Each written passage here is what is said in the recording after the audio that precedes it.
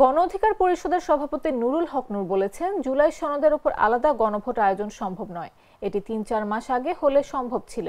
এখনকার বাস্তবতায় জাতীয় নির্বাচন অনিবার্য। কোনো অজুহাতে এই নির্বাচন ভণ্ডুল হোক, জাতি তা চায় না।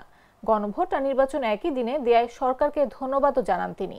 শুক্রবার সকালে গণ অধিকার পরিষদের কার্যালয়ে প্রধান উপদেষ্টার ভাষণ নিয়ে দলের আনুষ্ঠানিক প্রতিক্রিয়ায় এসব কথা বলেন তিনি।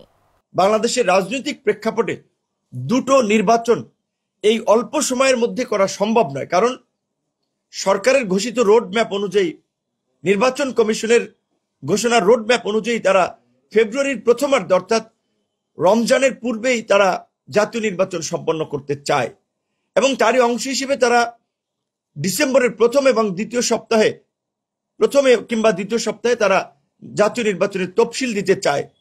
তো তাহলে তো 1 মাস সময় নাই। কাজী এই সময়ের মধ্যে এই জুলাই সনদের উপরে একটি গণভোট আয়োজন করা এটি একেবারেই অসম্ভব এবং অবাস্তব।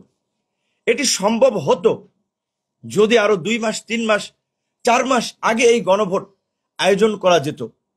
সেক্ষেত্রে রাজনৈতিক দলসমূহ কিংবা সরকারকে সেই প্রেক্ষাপট বুঝে তখন সিদ্ধান্ত নেওয়া উচিত ছিল।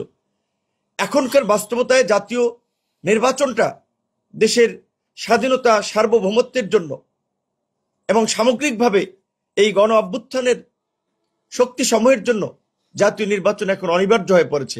তাই আমরা চাই না যে কোনো অজুহাতে, কোনো কারণে জাতীয় নির্বাচন ভণ্ডুল হোক কিংবা পিছিয়ে যাক। যেই কারণে আমরা বারবার জোর দিয়েছি যে জুলাই সনদও যেমন আমাদের প্রয়োজন এবং জুলাই সনদের উপরে একটা গণভোট যেমন জনগণের রাজনৈতিক দলসমূহের একটা দাবি, জাতীয় নির্বাচনের দাবি। তো কাজেই জাতীয় নির্বাচনের একই দিনে গণভোট যেন করার ক্ষেত্রে সরকার পদক্ষেপ নেয়।